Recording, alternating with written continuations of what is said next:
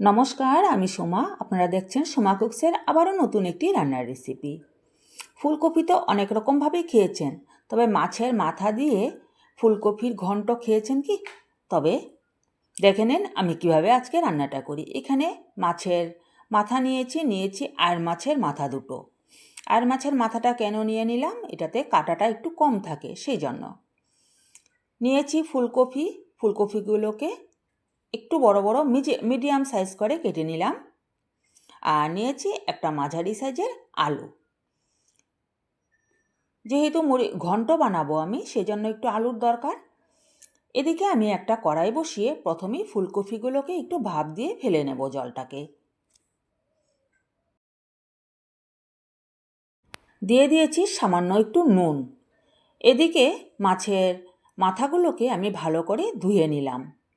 এখানে কিছু মশলা আমি নিয়েছি কাশ্মীরি লঙ্কার গুঁড়ো, নিয়েছি 1 চামচ জিরের গুঁড়ো, 1 চামচ ধনে গুঁড়ো, আর এখানে মাঝারি সাইজের একটা আলু কাটা আছে। এখানে নিয়েছি আমি গোবিন্দভোগ চাউল। এই চাউলটা আমাকে পাঠিয়েছে কলকাতার থেকে আমারই এক বান্ধবী। আমি রান্নাবান্না করতে ভালোবাসি বলে সে এই গোবিন্দভোগ চাউল আর সোনামুগ ডাল আমার জন্য পাঠিয়েছে। আমি খুবই খুশি। আর রান্নাবান্না করতে যেহেতু ভালোবাসি, রান্নাবান্নার জিনিস কেউ দিলে আমি খুবই পছন্দ করি জিনিসটা। ফুলকপিগুলোকে ভাপিয়ে নামিয়ে নিলাম।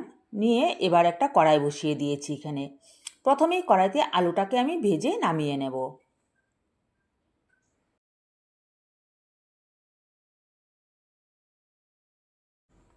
আলুগুলো বেশ লাল লাল হয়ে ভাজা হয়ে গেল। এবার আলুগুলোকে আমি তুলে নিচ্ছি।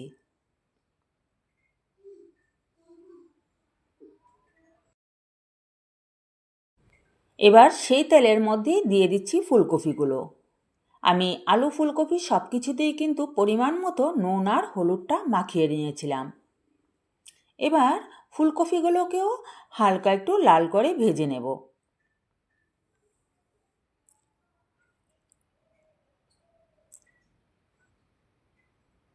ফুলকপির কালারগুলো একটু চেঞ্জ হয়ে গেছে, দেখুন ভাজা আমার হয়ে গেছে। এবার আমি ফুলকপিগুলোকেও তুলে নিচ্ছি।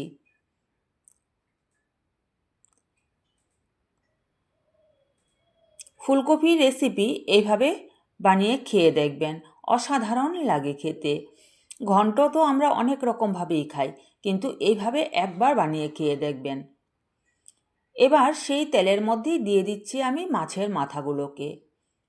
মাছের মাথাগুলোকেও আমি হালকা ভেজে নেব।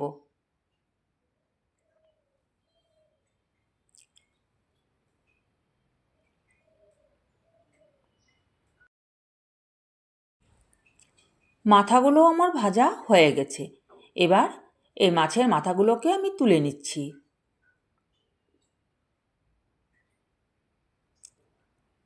এখানে আমি আর তেল দেব না। সেই তেলের মধ্যে দিয়ে দিলাম 3টে তেজপাতা আর কিছুটা গোটা জিরে, আর যে গোবিন্দভোগ চাউলটা আমি নিয়েছিলাম সেই গোবিন্দভোগ চাউলটা ধুয়ে আমি দিয়ে দিয়েছি। এবার চাউলটাকে হালকা একটু ভেজে নেব।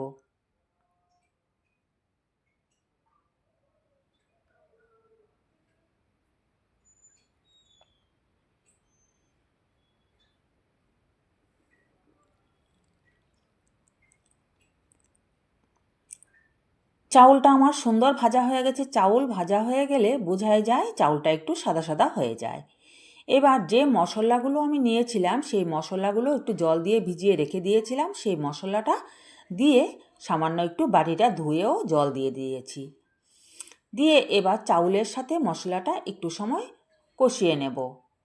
দিয়ে দিচ্ছি আমি পরিমাণ মতো নুন, কারণ ওইদিকে কিন্তু আলু ফুলকপি মাছের মাথা সব কিছুতেই নুন হলুদ মাখানো ছিল। এবার পরিমাণ বুঝে আমি আবারও একটু নুন দিয়ে দিলাম। দিয়ে দিয়েছি 1/2 চামচ হলুদ গুঁড়ো। বেশ সুন্দর মশলাটা আমার কষানো হয়ে গেছে, তেলও ছেড়ে আসছে। এবার এর মধ্যে আমি দিয়ে দেব মাছের মাথাগুলোকে একটু থেতো করে নিয়েছি। এবার মাছের মাথার সাথে মশলাটাকে আবারও কিছু সময় মিনিট খানেকের মতো একটু কষিয়ে নেব।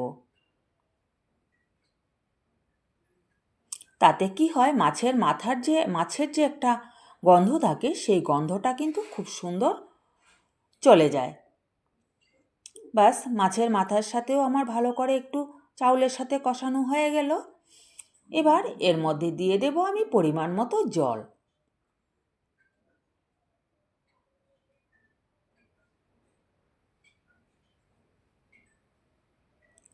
এবার চাউলটা সেদ্ধ হতে একটু সময় লাগবে। এটা একটু ফুটে উঠুক আর চাউলটাও সেদ্ধ হয়ে যাক। 2-3 মিনিটের মতো আমি এটাকে ফুটিয়ে নিয়েছি। চাউলগুলোও কিন্তু সেদ্ধ হয়ে গেছে, এই যে দেখুন। এবার আমি আগের থেকে ভেজে রাখা আলু আর ফুলকপিগুলোকে দিয়ে দেব। দিয়ে দিচ্ছি ঝালের জন্য কয়টা কাঁচা লঙ্কা। ওদিকে তো আমি কাশ্মীরি লঙ্কার গুঁড়ো দিয়েছিলাম কালারের জন্য, আর কয়টা কাঁচা লঙ্কা আমি এখানে দিয়ে দিলাম। আর এমনিতেও রান্নার মধ্যে একটু কাঁচা লঙ্কাটা দিলে কাঁচা লঙ্কার যে একটা সুন্দর গন্ধ, সেটাতে কিন্তু বান্না খেতে অনেকই ভাল লাগে। ব্যাস, দিয়ে দিলাম এবার আলু আর ফুলকপিগুলো। আলু ফুলকপিগুলো বেশিক্ষণ আর সেদ্ধ করার দরকার নেই। আমি ফুলকপিটাকে আগেই ভাপিয়ে নিয়েছিলাম, ভাপানোর সময় বেশ খানিকটা সেদ্ধ হয়েও গেছিল। এবার একটু ফুটে উঠুক। এবার ফুটে উঠেছে, আলু ফুলকপি সব কিছুই আমার সুন্দর সেদ্ধ হয়ে গেছে, আর ঝোলটাও কিন্তু শুকিয়ে একটু মাখো মাখো ভাব চলে আসছে। এবারে আর কিছুই নয়, এবার দিয়ে দেব আমার সেই ঘরে তৈরি করা গরম মশলার গুঁড়ো। এই যে আমি এই গরম মশলাটাকে ঘরে বানিয়ে রাখি। এলাচ, দারচিনি, সামান্য কটা লং দিয়ে আমি একটু শুকনো খোলায় একটু গরম করে তারপর এটাকে গুঁড়ো করে রেখে দিই। অনেক দিন চলে যায় এটা দিয়ে। আবার শেষ হয়ে গেলে আবার বানিয়ে নিই। ব্যাস, নামিয়ে নিলাম গরম মশলাটা দিয়ে। তবে কেমন লাগলো আমার আজকের এই রেসিপিটি অবশ্যই কমেন্ট করে জানাবেন, আর বাড়িতে এভাবে বানিয়ে খেয়ে দেখবেন। তবে আজকের মতো এই পর্যন্তই। আপনারা সকলে ভালো থাকবেন, সুস্থ থাকবেন, সাবধানে থাকবেন। আজকের মতো বাই বাই।